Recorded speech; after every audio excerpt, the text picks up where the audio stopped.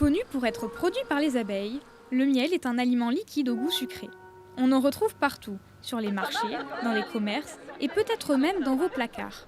Beaucoup en raffolent, mais connaissez-vous réellement le chemin parcouru de la fleur à vos tartines ? C'est près d'Avesnes, une petite commune des Hauts-Cantons de l'Hérault, que nous retrouvons Philippe et Annie Chevalier, tous deux agriculteurs et producteurs de miel.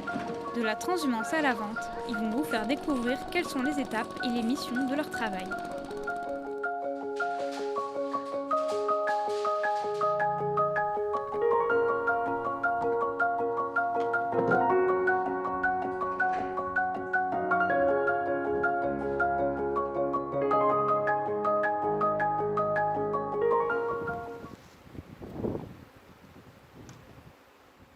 Par un bel après-midi ensoleillé, Philippe et Annie partent s'occuper de leur rucher vers Faugères, à 1 heure de leur miellerie.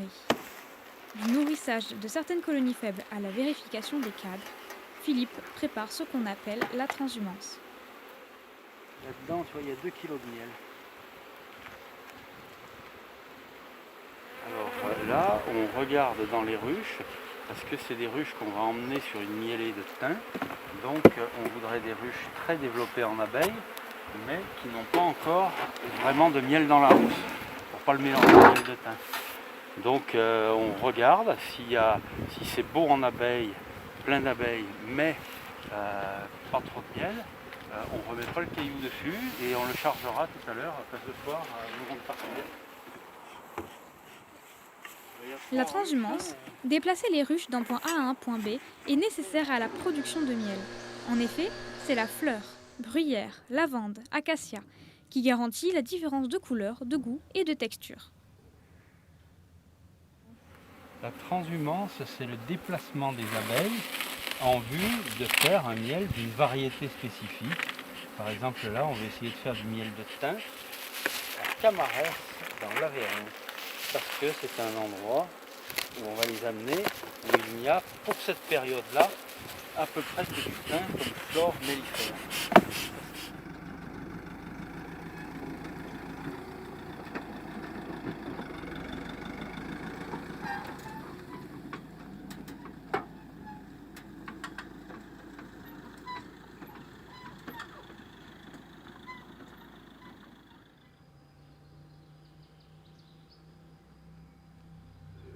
L'abeille ne récolte pas le miel, elle récolte le nectar des fleurs. Le nectar étant un liquide sucré sécrété par les fleurs. L'abeille va, à partir de ce nectar, élaborer le miel. Pour le récolter, elle a une longue langue qu'elle enroule en forme de trompe qui lui permet de pomper ce nectar sur la fleur. Elle le met dans son jabot qui est situé juste à l'arrière de la langue, qui est une petite poche uniquement pour le stocker le temps du transport, et elle va comme ça le transporter à la ruche et le mettre dans l'alvéole.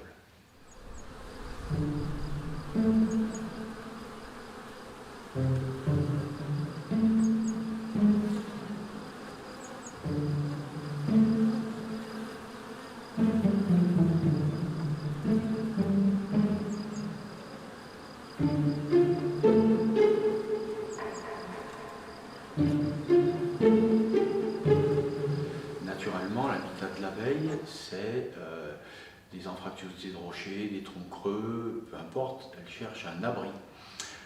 Dans cet abri, elle va fabriquer des rayons de cire formés d'alvéoles hexagonales, et dans ces alvéoles, la reine va pondre des œufs, ils vont devenir des larves, puis des nymphes, puis des abeilles, et elle va également y stocker le miel et le pollen.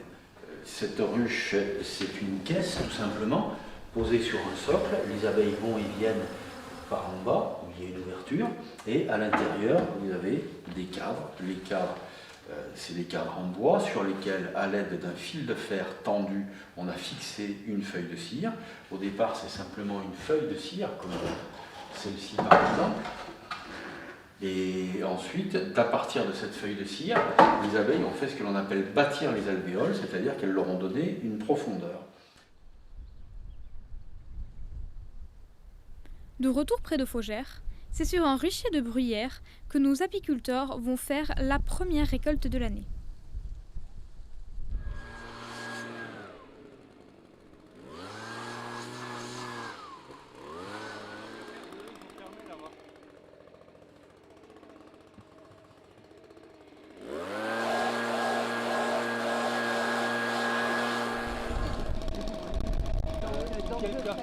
ferme comme ça. C'est laquelle, celle-là? Oui, et du coup, ça veut dire que l'autre, on la...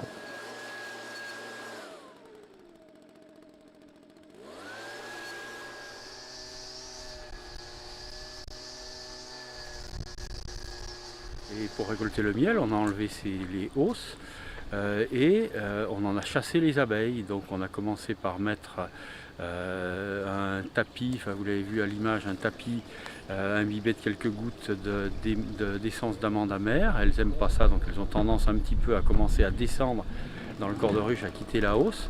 Mais elles sont loin d'être toutes descendues, il en reste encore beaucoup.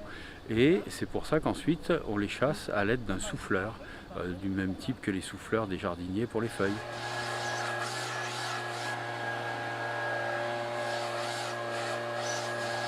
Et quand il n'y a plus d'abeilles dans la hausse, on les empile sur des palettes que l'on filme ensuite pour éviter que les abeilles reviennent dessus. Et quand on a fini la récolte, à l'aide de la grue, du camion, on recharge les piles de hausse. Voilà. Et on va les emmener à la miellerie où là on va pouvoir les extraire.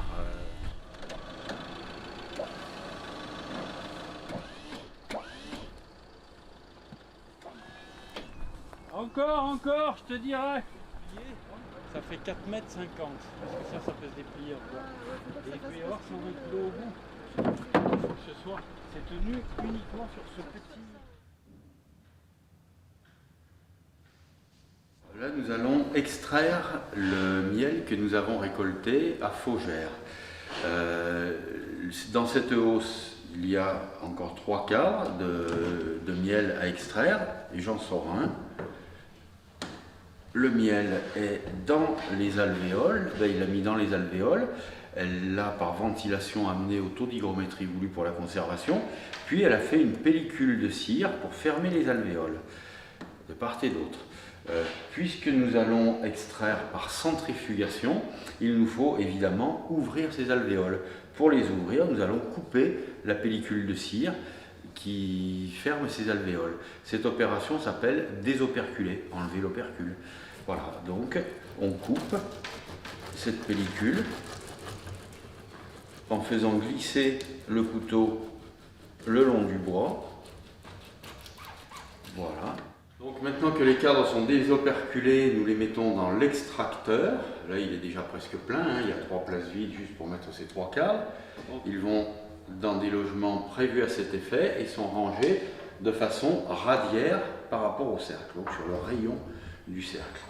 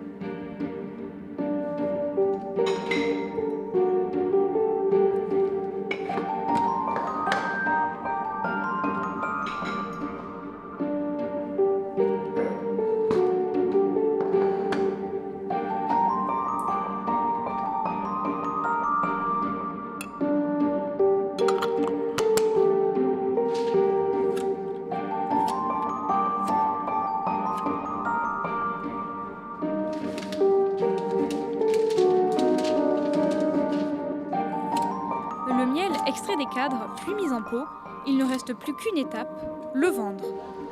Alors que l'on peut retrouver du miel dans les épiceries et la grande distribution, ce n'est pas le cas de la majorité des productions agricoles.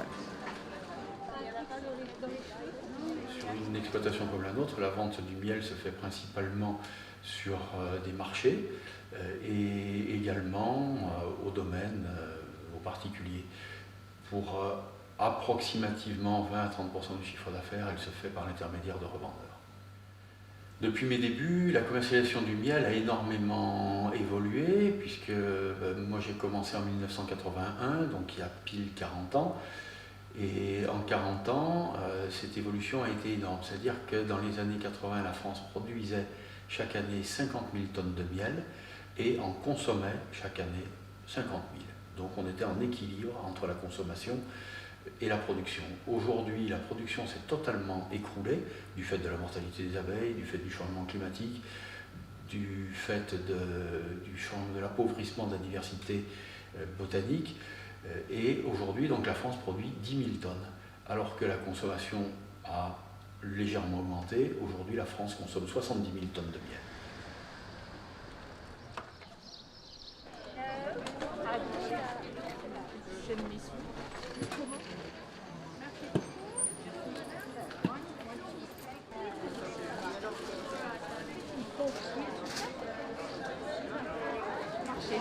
Je suis sur le marché de l'Odève, je vends mon miel et ça se passe très très bien aujourd'hui parce qu'il y a du monde. La reprise est là, donc c'est très bien, c'est idéal. En fait, au début c'était miel de montagne et maintenant la législation fait qu'on ne peut plus mettre de miel de montagne, il faut mettre miel de fleurs de montagne ou produit de montagne. Avec les 70 000 tonnes de miel consommées, la France est un gros consommateur de ce produit agricole populaire. Le miel est, de nos jours, un aliment très apprécié pour ses vertus et utilisé dans divers domaines, de la cuisine à la santé. À consommer avec modération, mais toujours avec plaisir.